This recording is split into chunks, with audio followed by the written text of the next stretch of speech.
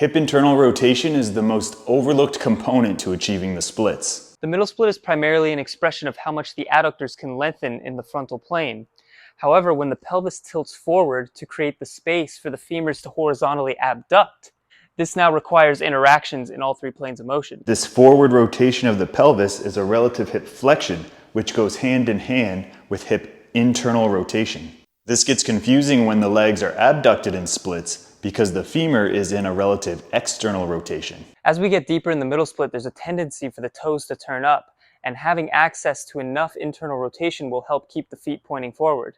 Though this may seem like the path of least resistance, it makes it very hard to progressively overload the splits via isometrics because we simply can't balance on our heels. The adductors also function as internal rotators in the transverse plane, so the ability to keep the feet pointed forward in a split may allow you to abduct a little bit further before finding a maximal stretch. Therefore, having access to some internal rotation at the joint level may help you demonstrate your deepest split. Simply getting good at external and internal rotation alone won't get you the split, but it will give some room in the hips so that you can focus on better positioning so that we can more efficiently load the adductors at length. This isn't universal, and most people aren't going to need a ton of internal rotation to create the perfect side split. However, if you are significantly limited and middle splits just feels jammed and uncomfortable, then integrating some of these exercises and concepts may lead to a huge breakthrough in progress.